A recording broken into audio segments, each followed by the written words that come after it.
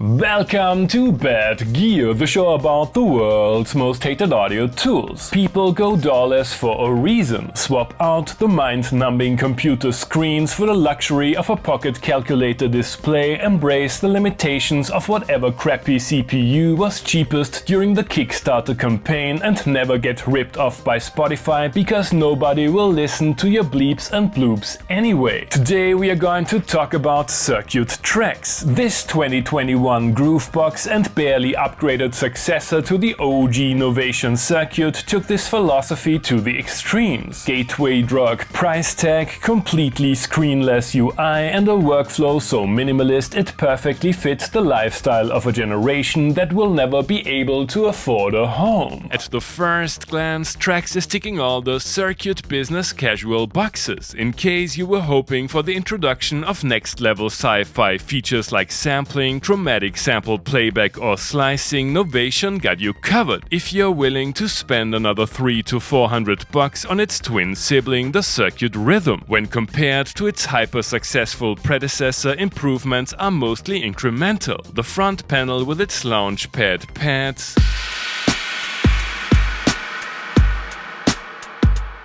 8 multifunctional knobs, doubling as synth control macros,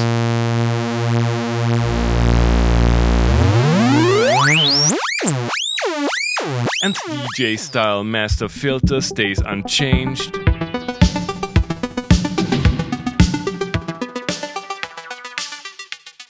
And recreational circuit enjoyers like me will feel at home immediately, instead of the meager 1 minute of sample time found on the OG Novation lets you store 32 machine states called packs on an SD card, each of which can hold over 3 minutes of audio with somewhat humane loading times when changing packs. However, the overall structure remains virtually identical. 4 monophonic sample players for drums,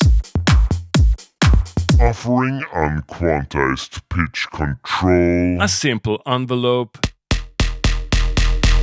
saturation, and a 1-knob EQ. Novation stuck to the same 2 slightly janky late 90s Nova VA synth engines you could find on the first version, which aged like fine wine if you are into retro trance music. The 6-voice polyphonic engines come with all the sound design facilities of a classic VA synth, but in-depth sound design is, just like sample management, only possible using the browser-based component editor, while real-time interaction is limited to the aforementioned macro knobs.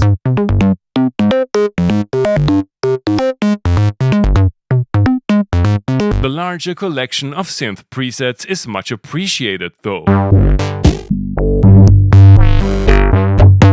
One of the main improvements over its predecessor is the addition of 2 dedicated Midi Tracks, allowing you to control other gear without having to sacrifice the internal sound generators. All this is controlled by an almost self-explanatory yet powerful sequencer concept. In the drum section, sample flips let you work around the lackluster number of drum tracks,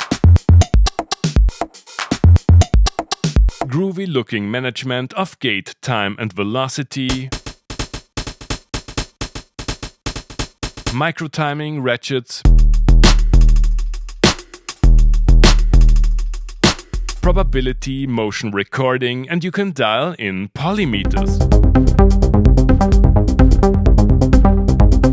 Mutate is destructive and lets you create variations of your patterns. Having a 32-step button is a nice improvement, and every project holds up to 4 chainable patterns per track, allowing for musical motifs of 128 steps, easily assignable to scenes containing pattern and chain selections. The polyphonic sequencers in the synth and MIDI tracks are operated from a scale-based keyboard view,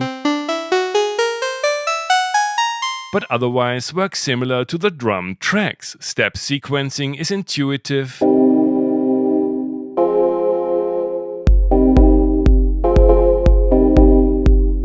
and real real-time recording is a breeze in both quantized and unquantized mode. Sweeten your tracks with a cryptic reverb and delay. A set and forget master compressor and the inevitable EDM sidechain effect that got a little makeover here, but is still not my cup of tea. The rear panel with 5-pin MIDI, external inputs, analog sync and USB-C for data and power exudes an air of professionalism. The internal battery reeks of planned obsolescence. I was missing the robust chunkiness and internal speaker of the original, and thanks to Klangfarbe for lending me one of their floor models. The circuit concept was a success for a reason, and many people craved an upgrade. Did Novation go too far by putting all the real improvements in another machine? You have already heard tracks in today's intro tune. I reprogrammed the whole thing on the machine, but it definitely needed a little DAW stir and an overdub. Let's find out how far we can get with the stock sounds.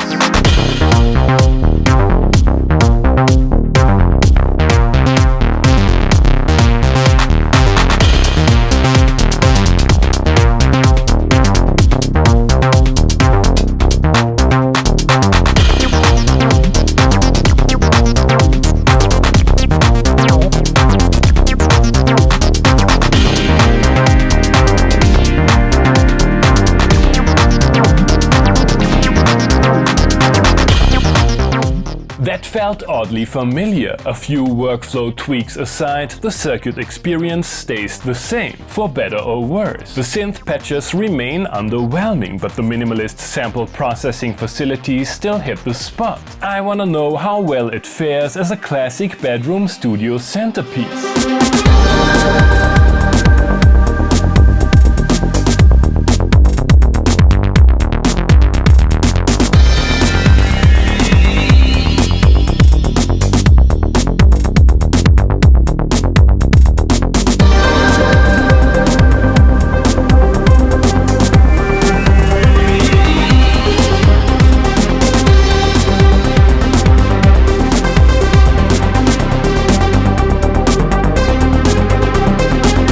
A mixed bag. Sure, the added Midi tracks are a nice touch, but I prefer the brighter drum pads of the original, and tuning samples is still unnecessarily fiddly. Circuit Tracks provides you with the absolute minimum of tools you need to build a track. Time to start component and combine it with the limitless possibilities of the DAW for some atmospheric indie trance for 2010s hipsters and fruitiger aero beach races.